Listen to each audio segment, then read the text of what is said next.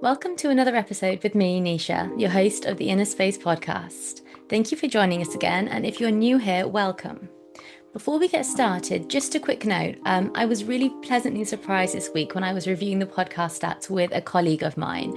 And I found out that we've got listeners tuning in from all over the world, from America, Europe, India, even Australia and New Zealand. And it genuinely made me really happy to see so many of you listening across the world. So a huge thank you for being here, for listening, and for sharing as well. And if you find these conversations helpful, please do subscribe and share them with anyone that you think might benefit. Okay. Today I'm joined by Charni, and we're diving into a really important conversation topic around South Asian women writing and self-expression.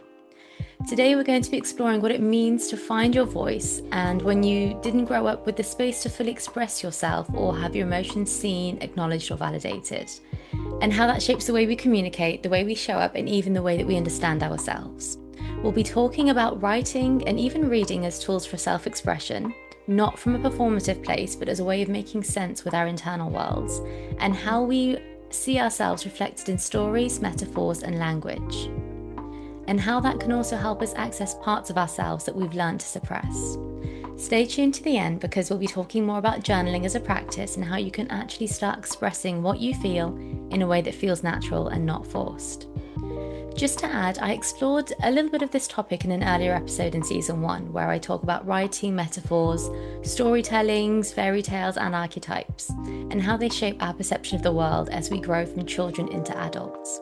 I'll link that in the show notes below as well, as it ties in really beautifully with what we're discussing today. So, Charni, you are an author and a poet. Welcome. Thank you for joining the episode today. How are you? Thank you. Thank you for having me, Nisha. I'm good. Thank you. How are you? Good, good. I'm really well, thank you.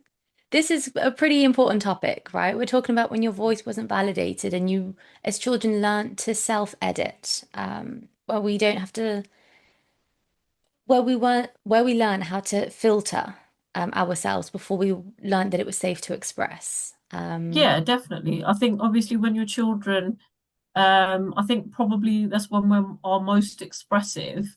And then obviously parenting, social conditioning, we learn to censor ourselves in a certain way, what feels appropriate in what sort of social situation, who we speak to what about. All of Yeah, that sort of evolves as we grow up. yeah. And I think sometimes we maybe self-edit sometimes to even our detriment to the point of suppression, Mhm. where there's just certain things that we won't talk about or won't talk to certain people about. So it's been interesting to have the writing to fall back on as a form of self-expression. Yeah. Of yes, it's important to find different ways to communicate. Talking definitely has its place in terms of direct communication with other people. But I think writing for me has always been a practice for self-reflection, as a means of processing and just getting your ideas down and almost the same way that you would talk it out with someone, you write it out and you sort of, you know, maybe just process or sort of deal with the thoughts that you're having or what kind of feelings come up for you, that sort of thing. Yeah, I think because when you filter what you have to say, that forms a gap between how you feel and what you want to say. And I think Yeah, for a lot of people, they live within that gap, that they have an opinion, they have something to be expressed, but it either yeah. feels unsafe or they don't feel supported enough to be able to Mm. express it. And I think within that feeling safe and supported is so important developmentally for young girls, and boys as Yeah, well alike. But it yeah, has a huge impact on how they see themselves as an adult. Things like my yeah, opinion doesn't definitely. matter, or I'll just shrink, I won't say much, I'll stay small because I don't know how this is going to be received. Yeah, and I think um that self-expression is would probably be appropriate or in the most healthiest places where you are made to feel safe and secure and you can talk about anything and it's not from a judgmental place. It's just listening, just taking in the information and hearing someone out. And from a developmental process, yeah, like even especially when you're young, you do need to be seen, you do need to be heard, you do need to feel like you're being acknowledged that your voice or your opinion matters. Yeah. And I think especially as like South Asian girls, we're sort of like socially conditioned is like raised or in our upbringing to be like quiet and speak when you're spoken to. Mm. Um, and so that self-expression isn't really encouraged. It's almost talked about in a way that it is a positive thing and it can be a positive thing, absolutely. But is finding the appropriate places and people to be able to talk. Um, and not sort of shrink yourself in environments. And inevitably, the places that you do is because you don't feel as safe or as comfortable as you could be. The same people that are like, I'm really scared of doing this, you put them in a different environment and they're completely flourished because they feel safe, safe enough to make a mistake and not be judged by it or the people around them. And sometimes in different circumstances, they're like, no, I absolutely wouldn't do that. Just depends on the context and the environment and the people that they're around. Absolutely, yeah. Definitely. Because these environments feel unsafe, there is a threat there, whether they can consciously acknowledge it. Um, and I think Yeah. it speaks to needing to, and we all have this need to be Mm. acknowledged, to be accepted, to belong to something. Yeah. And quite often, when the environment at home growing up doesn't feel safe, we Yeah. will do anything to fit into that sense of belonging and acknowledgement, whether it is speaking up or not saying anything at all. To Yeah. I think there's definitely the difference of safety between talking to people and writing it down is simply that the page doesn't judge you. You can yes, write as much or as little as you want. You don't feel like you're chewing someone's ear off. You don't feel you're not censoring what you're saying or how you're saying it because it needs to be socially appropriate. When you write it down, you write it in its probably its most rawest form. yeah, Um, and that can be quite cathartic and very therapeutic, and you've got everything down and it's there. mm, And if you still decide that you want to share that with someone, you absolutely can. yeah, But sometimes most of the work is in just getting it out, getting it down. And anything that happens after that is as you deem necessary, whether you whether you think it warrants a conversation, whether you think it needs an extra sort of um an after process, if you like. And I think, yeah, the page is always patient. The page has got time for you. The page has got the time, the space, the that sense of acknowledgement, that sense of validation is already there. Yeah, it can seem like a big deal sometimes. You can deal with big things, you can deal with little things, but the process of doing it is exactly the same. yeah. So having that structure, that infrastructure as a means of way of dealing with something, I think can be quite a healthy way of dealing with it. Yeah. And it's multi-layered in that. Sometimes some people feel like just need to write to get this out. Other people Yeah, need to take it a step further and talk to somebody, maybe a friend, trusted, yeah, anybody really, anyone they trust, even a professional. And then yeah. also taking it a step further for some people as well and feeling it in the body as well and the somatic release as well. It's a multi-layered approach based on what that individual needs. Yeah, and it can be one of those things, it can be all of those things, and all Yeah. of them can run in absolute tandem with each other.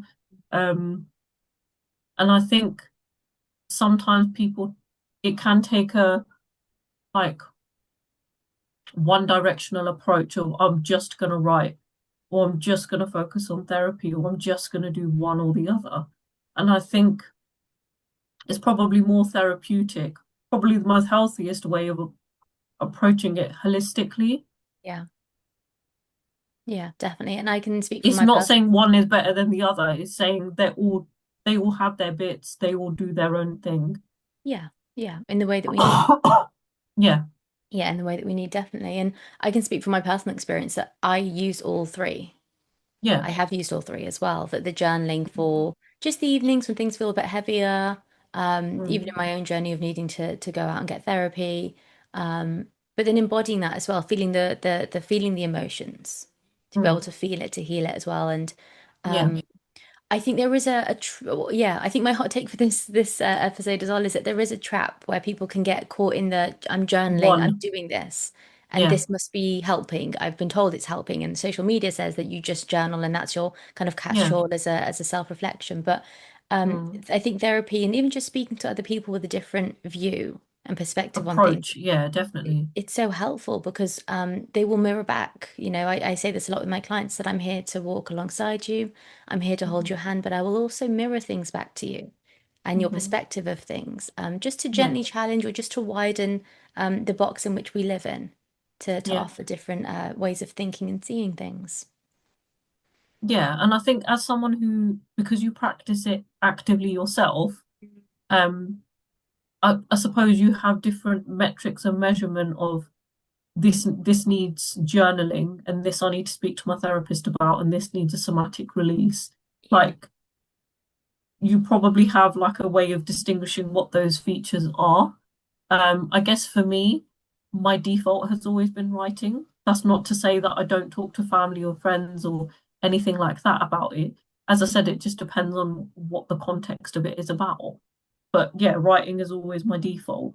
In my head, it's like once I've written about it, it's processed in a way, it's kind of dealt with. That doesn't mean I don't return to those topics or those themes or those ideas or those thought processes, those feelings. I might approach it again at a later point, perhaps in a slightly different way. And then it's always refreshing to see how that changes over time. absolutely. And I like what you said a few moments ago about the page. The page is kind, the page is Yeah, patient, the page is judgment free because I think many women communicate in ways that maintain connection, but not true to who they really are. So it's yeah, that approval over authenticity. But the yeah. page, It's almost, so, you could even go as far as calling it performative. mm, yeah, yeah, Sometimes, depending on the context and the level of safety that you have with the people and with the people that you're talking to about it. Um, yeah, hey, the page doesn't have those issues. yeah. It doesn't have those Um, limitations, those it doesn't constraints. have those limitations of you Yeah. can write what you like. It's got time for you. Mm, It might not have the answers, but you'll probably get to them yourself if you write about it long enough. yes. The Yeah. same way that a therapist would ask you questions to try and unlock a different layer in you, Mm, writing it out can sometimes do the same thing. Or absolutely. you could be from a somatic release point of view, you could be mid exercise, midway through doing something, and then it occurs to you, you're like, oh, hey, this is the thing. It's in my And you have that revelation. moment, yeah, Boom. you have that moment of epiphany, and it's Yes. beautiful because Yeah. you're like, oh, hey, here's the thing that I was looking for. Yeah, absolutely. And I think that what writing offers is a space to express how you feel. And Mhm. then you can come back to it and notice I keep saying this thing in different ways over and over again. What is this? Whether you want to highlight it or circle it in a different color pen and you notice there is something in this. The How can I pattern, unpick the this? pattern recognition. Yeah, Absolutely. Yeah. Yeah. yeah. I And then think it's just a written way of doing that, the same way a therapist might connect the dots with a client, or they yeah. do that if they're self-aware enough, they have the ability to do that themselves. Yeah, absolutely. And it takes time to train that skill as well, because when we talk about something, I'm sure you've had this as well, when we rant and we talk about it and talk and talk and talk, and we're so angry and frustrated about whatever it is. Yeah. But we don't have the space to kind of step back and think, oh, hold on a second. It takes time to be able to hone that skill of noticing, ah, I'm looping here, I'm Yeah. spiraling, I'm just repeating myself. What is Yeah. underneath all of that that I need to get to be able to Yeah. sit with that, the crux and the core of what's coming up for me and the way that I'm feeling or the belief that I have and to understand it Mm. better. Yeah, definitely. Mm, yeah. So I have a question for listeners. As Chani and I talk about this, what are you expressing that's true for you, and what feels safest to say? Because there is a difference within those two things, right? Expressing what is true for Mm. us, how we honestly feel about something, versus maybe censoring what we say because it feels safest in that environment. Yeah. Yeah, I think having that distinguishing point, yes, it is the same and they're two very different things. And I think writing whatever you want to say is very liberating. And I think from a point of view of it being read or performed, or anything like that, that has to take a slightly different angle Yeah. because you have to find a way of making it palatable or rigging the algorithm or however you want to phrase it. Yes. Um, because that's the bit where you're imagining people's eyeballs on it and how people are going to respond and Mm, that sort of thing. mm, And I think when I'm writing, I think those are two different hats. One of them's the writing hat, one of them's the editing hat. When I'm writing it in its most truest, rawest form. And then I have the decision afterwards of, yes, I need to edit it to hone in on exactly what I want it to say. Is this, you know, the best way I want to say it? Is this the best word? Is this the best phrase? Whether that be word by word, line by line, punctuation, like anything. Is this the best way that I can say the thing that I've said? And then it's having the decision of, okay, would I post it? mm, And that's a vulnerability question that you have to have within yourself of like, would I feel comfortable sharing it? mhm, Whether that be like across social media or if that was published in a book. Um, one of the things that I have to think about is if someone was to ask me questions about it, would I feel comfortable answering about them, about those, whatever I've written about? Because a lot of my poetry is quite personal. So yeah, it's that whole idea of writing from the wound, not the scar, of your writing about experiences that you've had, that you've dealt with. And it's okay for you to write about it, it's all right for you to talk about it. Um, Writing from the scar is a way of processing it, but that doesn't necessarily mean it's ready to talk about.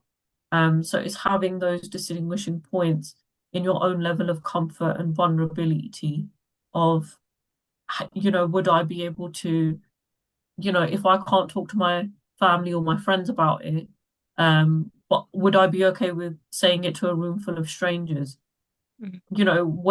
Where is your sort of boundary between all of those sorts of things, and finding a way of talking about all of that. Yeah. And I love what you say there about writing from the wound and not the scar. What Yeah, would that be? Could you give us an example of what that might look like in real life? What is the scar? What is the wound? yeah. So, for example, everyone writes about their own experiences. Like if you go to an open mic or something like that, Mm, sometimes there's poems that are for you, and there's other poems that are for public consumption.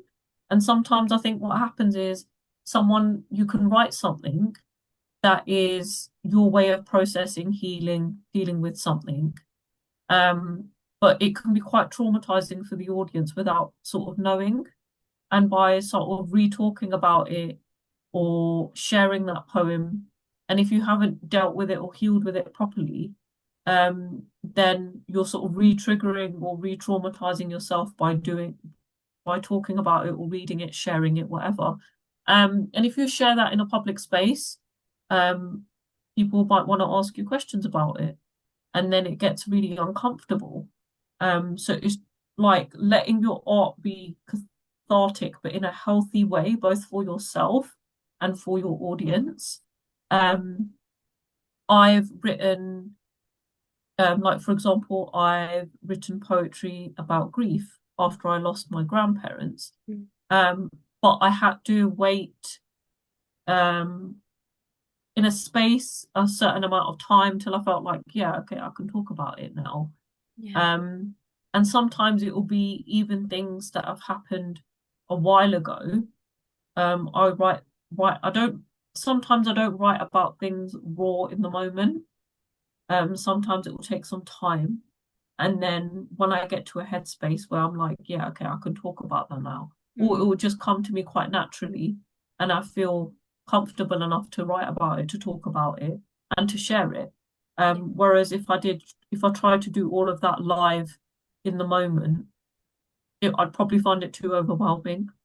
And I've never really forced myself to be in a situation where I'm going through a hard thing and I force myself to try and write about it.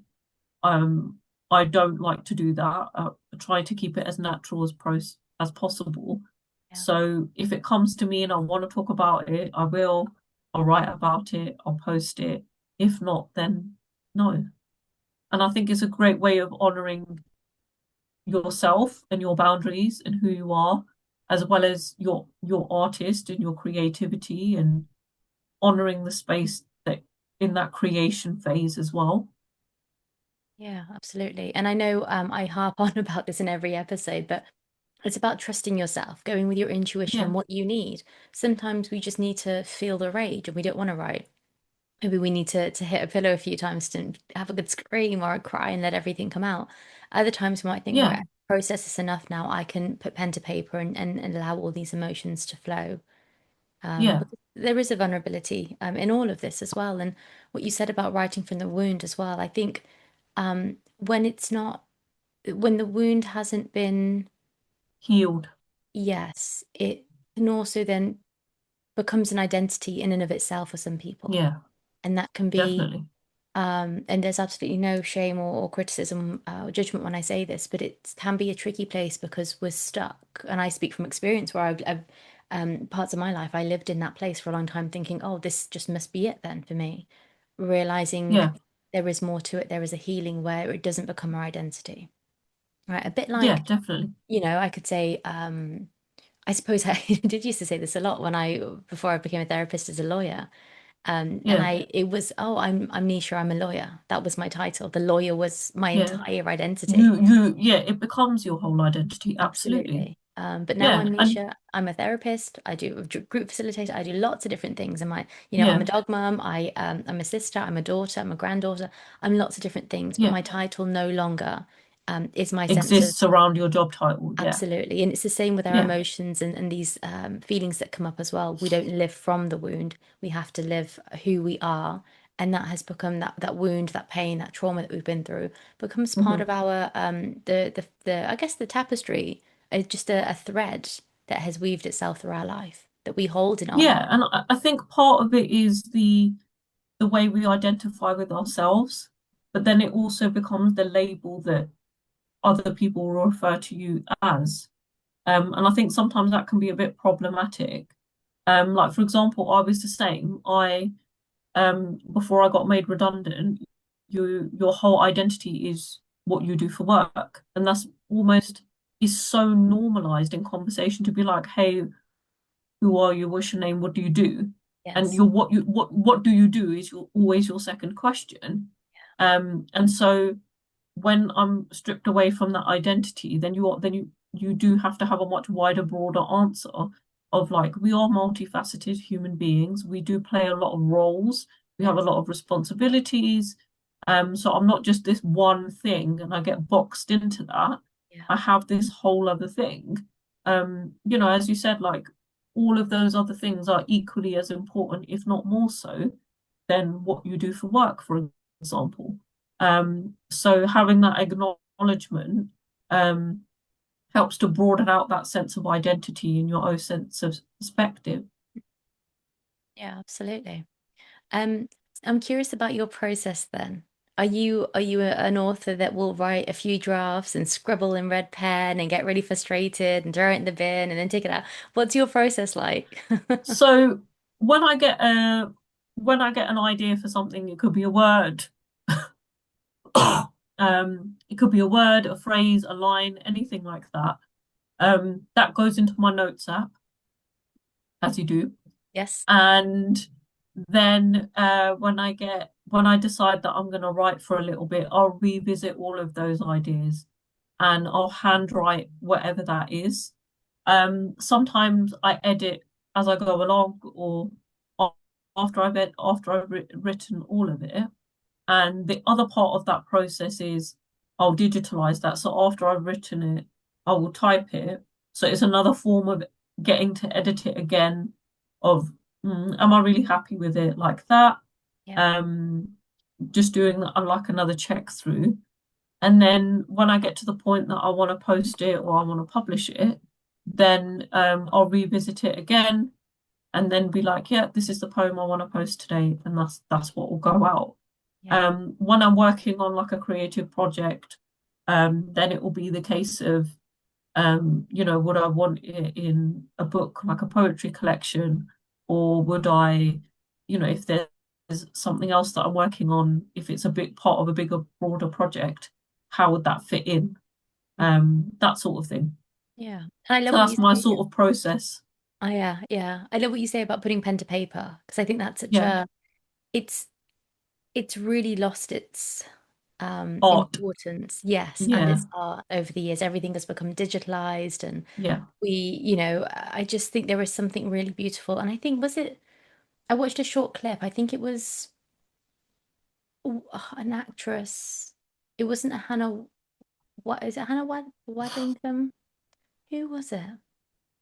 I remember watching a clip of this actress, and she said that there was something, Emma Thompson, I think it was, and she Mm, said there was something so important that happens when you put pen to paper. mhm. Can't just type things out. I mean, you can, but it's the Yeah. process of letting your mind engage with your hand and what you're writing and the feel of the Yeah. pen. And I think, especially Definitely. for our generations and generations above as well, putting that pen to Hmm. paper is cathartic. It's very nostalgic as well, but there is an importance behind that process in and of itself that has to be Yeah. honored. I think because we live in a very technological, digital based, quite fast paced lifestyle, there are a few quote unquote analog things that I hold very dear. And writing pen to paper, what some people would consider old school, is one of those Old things. fashioned. I will still read physical books. Yes. And again, from like a cognitive perspective as well, like you you you you take in more information when you're reading it physically than when you do if you were to read it as a like an ebook or on your tablet or anything like that. And I'm the same with writing. I feel like when from an understanding point of view, when I'm note taking or I write things down by hand myself, I Mm, take that information on so much more than if I was just sat there typing away. And I know there's loads of research and studies on this, but I found that to be true for myself. But I guess for the next generation who've grown up with the technology first, that's their ultimate default. And so, writing and doing all things like that does seem a bit old school for them. yeah. But those are certain like traditions, rituals, that I still hold very dear, and I think they're very important. And in some like I don't know how you want to phrase it, but it's like it's being a writer. You have to write. It's Like it is it's just it very feels like you're being a writer when yes, you're yeah, sitting there writing away and you've got notebooks and notebooks of stuff. yeah. And yeah, I'm a bookworm because I have a whole library full of books. Mm, And it doesn't take away from a writer who writes on a laptop or a computer or anything like that. yeah, The same way you're still a reader if you read on if you listen to an audiobook or if you read via ebook, you're still yes, a reader. I'm not saying that, but it's just in its truest, ultimate form, yes, that is the art of the way that it was done. And I think I still find that process very helpful. yeah. And we have to honor it as well because I mean I feel as a consumer to some degree and a reader and an author as well. I have an obligation to buy a book. We have to keep this alive for as long as possible. I love writing cards and Yeah, letters. Like it's just so wholesome. And I know my inner child, she absolutely loves it as well. But there is, yeah, something about going to the bookshop, picking up a tangible book. I love bringing it back. yeah. I will highlight books, and I know some people think this is really controversial, but I'll make notes, I'll tab it up. I will destroy the spine of that book.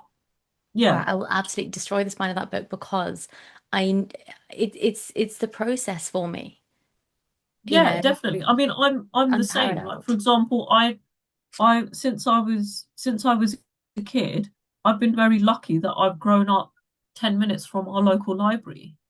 Yeah, And I've been going to that local library since I was about 6 or 7. And as many books I was allowed to take out on my library card, I would. And I'm yeah. still like Me that even too, as an me adult. too. Yeah, But I cannot take away how much that was such a contributing factor yeah, in me, developing that love of reading when I was a child, And then secondly, becoming the writer that I am now today, because I've had the access to be able to do that. And that is like, I'm so grateful that that's been such a big part of my life. Yeah, yeah. And I think growing up, I mean, I always enjoyed reading, but I didn't see the value of things like storytelling and metaphors until Yeah, I became much older. You know, things yeah, like the Aesop's fables and the Ladybird books, and just taking a yeah, moment to just think about all these stories that we grew up with. I saw something came up on Instagram a few days ago, and it was like, do you ever see those reels that crop up and it's like the nostalgia of the 90s? And there were a yeah, few books, the Biff and Chip books. I used to love yeah. these, and I had to take a moment to think, oh my goodness, The I've the got, magic of those books as a kid yeah, and Spot the Peter Dog Rabbit and books, yeah, yeah, and Lemony they Snicket they books, oh, still yeah, have that those warmth and that magic and all of those things that you loved as a kid, they're all still there. And I yeah, think, a lot of those children books do have those moral messages, the yes, all of these things that you don't really appreciate until you get older.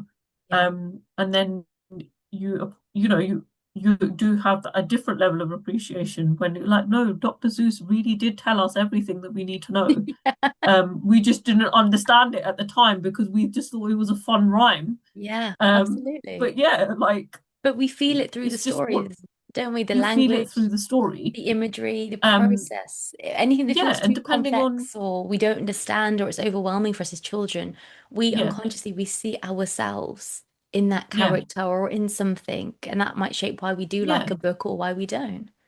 yeah. And I think part of one of the greatest things that reading gives you is the empathy, because you're Yes. putting yourself, particularly in storytelling, you're putting yourself in circumstances, maybe worlds that you wouldn't know of, people that you wouldn't perhaps be able to meet in real life. You put yourself in all of these circumstances and put yourself in that person's shoes and navigate your world through that character's life, whatever they're going through. So yeah, the biggest thing that you develop is empathy. Yeah. And that becomes your sort of superpower as you get older and navigating the world in as we get older.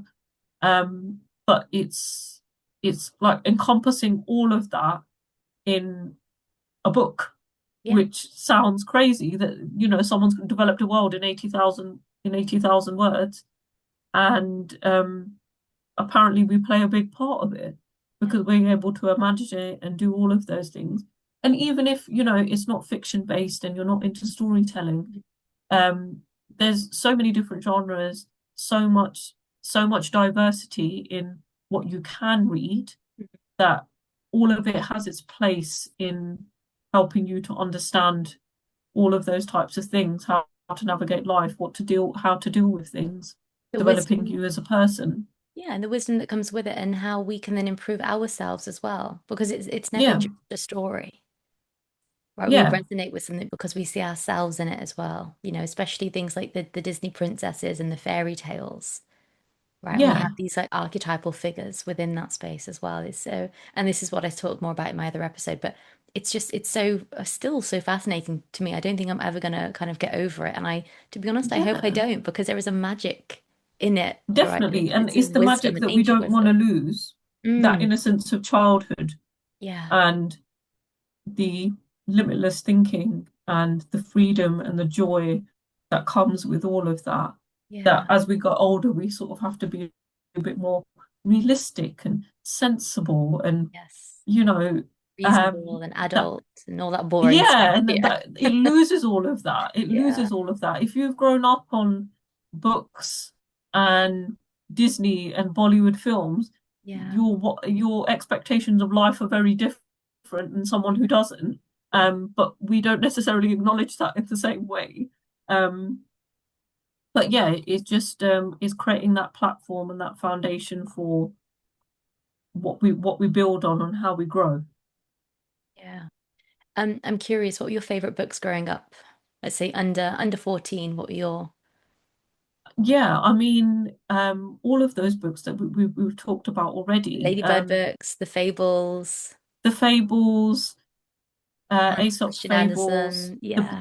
yeah, the Biff, Chip and Kipper books, Yeah. Spot the Dog, Elma, Oh yeah, The Elmo. Rainbow Fish, The Yeah, Hungry Caterpillar, yeah. all of the Dr. Seuss books, um, yeah, all of the Roald Dahl books. Yes. Harry Potter came out while we were still young children, so we saw all of that live, which I think is a bit mad when you think about it now, that like, The Order of the Phoenix came out when I was in like year five. But it's just little things like this. Um, yeah, so C.S. you sort of, Lewis, yeah, Narnia, The C.S. Lion, the Witch, Lewis, and the all of the Wardrobe. Narnia books. Yeah, Yeah, you sort of grow up with all that magic and fantasy. yeah, And that really taps into, like I said, that childhood innocence and that freedom to, yeah, even Peter Pan, like all of the Disney books, the films, just escapism, basically. It's just escapism. yeah. In a way that we see ourselves and we can resonate with that character as well. Yeah, definitely. Yeah. Are there any stories, books, or metaphors that have helped you understand yourself differently? Anything that's given you a new perspective on things? I think there's always things that you return to, either consciously or unconsciously. Things just happen like that. Yeah. Like for example, one of my favorite films is Rocky. Mm, Um, and I won't go out of my way to watch them, but by, I don't know, the universe deciding that I need to see a clip or a certain bit when I'm going through something, yeah. I'll just come across it. I'll turn the TV on and it will be on. It will be one of the films. It will be exactly what I need to see. Yeah. Or you'll have a memory of something and it will just sort of trigger it back to that point. Yeah. And I think there's always things like that that you can return to. Harry Potter has always been a like a home comfort. So it's a Christmas marathon, but I think even as you get older, there's always certain things that you learn as you get older. Yeah. Things change and evolve and you take things in differently. Um, but yeah, there's always things that you come back to. Yeah. And I wonder if that's even more magical for you as a published author as well, because you've written three books. Yeah, so I've written three poetry collections. So this is my first one called Impression. Impression, yeah. That was my lockdown baby. Mm. And this one is called For the Moment, which is life poetry. And my latest one, Pray Tell, is a book about like faith and spirituality. So Oh, yeah, three poetry collections, very different topics and themes, but they're sort of chronicling, I guess, different areas of my life. mm. And yeah, just I guess amalgamating all of those experiences and putting them into a book. Yeah. Yeah. Okay, so let's talk a bit more about the wisdom then behind writing, because things like journaling is something we can do for ourselves. And I always say to my clients, if you've never journaled before and you'd like to Mhm. start, make it a ritual.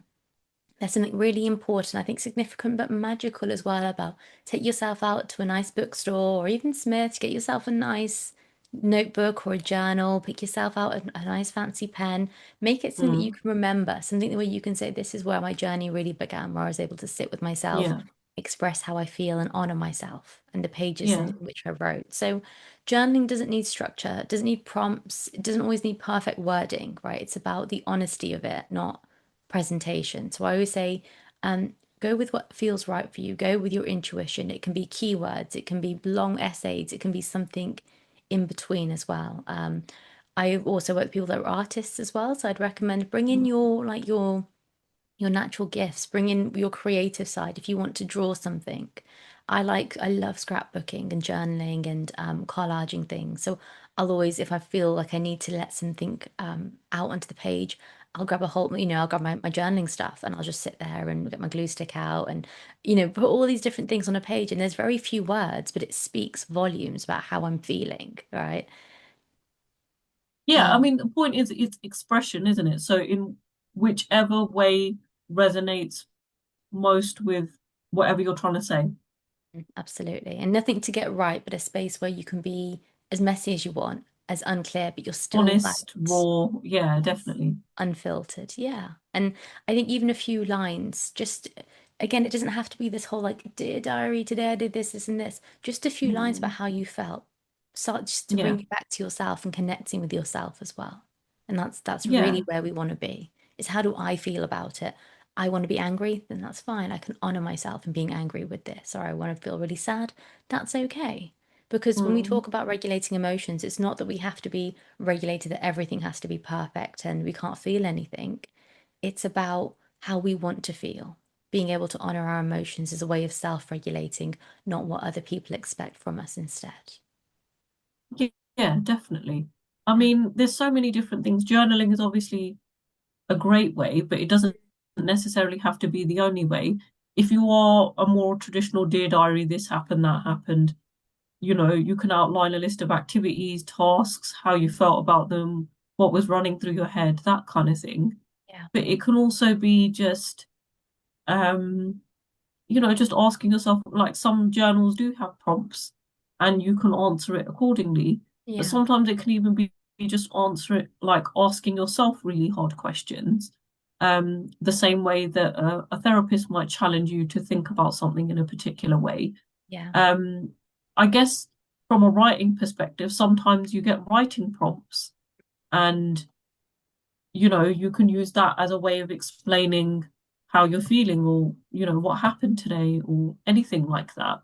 Yeah. I've also found in regards to other art forms, sometimes like a clip from a TV show or a film that just Mm, really, it could be like one line or one particular moment in, um, I don't know, a character development point of view where yeah. something happened and you're like, I literally feel like this I or feel it. like that Yeah. that sort of thing is that level of like that's how much I resonate with this. And it could be completely unrelated or whatever it is, the context could be completely different. Yeah. But it's from a like an emotional validation point of view, I suppose you could say that Yes. it's like this feels like that is that level to that extent. Um, but it's the same with like having a gratitude practice. I think if you are going to make the decision, like maybe it's just my inner writer of like, I want to get a really nice notebook and Mm, you're going to write with your fancy pen because it's having that novelty and that's the thing that makes it special of, you know, um, going out and buying the nice notebook mhm. and making the active choice to be, yeah, I'm going to write about three things I'm grateful for every day, Yeah. or, you know, three wins, or three things that you found really challenging, Mm, that sort of thing. Just as a way of like sort of processing. yeah. It's, Sorry. it's okay. And even what you say about the gratitude journaling as well, it can be big things, it can be small things. Some of mine are Yeah, really simple things. Like I'm just so grateful I found this like amazing rose and lemon tea. And yeah, it's my favorite tea, but I'm really grateful because it gives me that pocket of peace. It gives me that moment where I can really just sit and ground myself. Other times I will be grateful for my home. I'll be grateful for family, for so much of the bigger things, but not taking the smaller things for granted as well, because they are what makes life special. Like you say, it's a novelty, but there is a magic within it as well. yeah. And I think like I did a gratitude practice for a month. And so you do you are grateful for the big things, you're grateful for the small things, but it's also finding new ways of being grateful for sometimes the same things. Yes. Um, you'll be surprised at like at the end of the month, I looked at what other things that I was grateful, like what were the most common things that came up. And I think one of them was slow mornings of Yeah. not having that rush of, and like, and it wasn't until I did that whole practice for a month of like just all these small things that sometimes that we take for granted that you're like, okay, I need to find a way of embedding this a little bit more regularly Yes. across your routine of like just getting a bit of respite somewhere in your day. Um, if you can do it as often as you can, great. Um, but it's just finding that balance of, yeah, you do enjoy those things, but then it's a balance of the frequency and Yes. how long you do it for. And in a way that works for you as well, not just doing it because someone, some influencer told you you've got to do it 3 times a day and you have to be super great, because then it becomes a forced exercise and there's nothing genuine and It's also honest. performative. Yeah, yeah, Yeah, like you're saying you're thankful for this because, and I think this is the danger of sometimes the flip side of doing it for too long. Because you have to write something, you'll write anything because you can be grateful for anything. yeah, And but it's not honest. And what I mean by that is it doesn't come from the heart. It's not heartfelt at all. It's just it might as well be a list of material things. But arguably sometimes when you're short of ideas, you're like, I'm just grateful for this, I'm grateful, and you can be grateful for all of those things, but you don't genuinely feel it. And I yeah, think it becomes a head exercise and not a heart exercise. yes, So it's you have to keep it honest. yeah. And let's make it honest, we'll make it heartfelt. Yeah. Wow. Well, this has been Yeah. such an important conversation because self-expression isn't just about the communication, it's about our identity, our self-trust, and how safe you feel to be seen as you are. If anything resonated with you in this episode, you're very welcome to reach out. I'll leave my details below. And I currently have a couple of spaces available for one-to-one work, and I'll be starting my workshops very soon. These workshops aren't group therapy, but instead they're focused on the emotional education that many of us needed but never received. They build on exactly what we've spoken about today in our conversation, learning how to understand yourself, feel validated from within, and express yourself in a way that feels true to you. And if you would like to connect with Charni and learn more about her work and her incredible poetry journey, I will leave her details in the show notes below, as well as a link for her website and her poetry collections itself as well. And you can also watch the full video of this episode on YouTube and follow along for Instagram. Again, I'll leave these in the show notes below. If you found this episode helpful, don't forget to follow, share, and send it to somebody who might need to hear it. Thank you so much for being part of this conversation. It's been honestly really cathartic and just really important to me as well. So thank you. Thank you so much for having me. Thanks.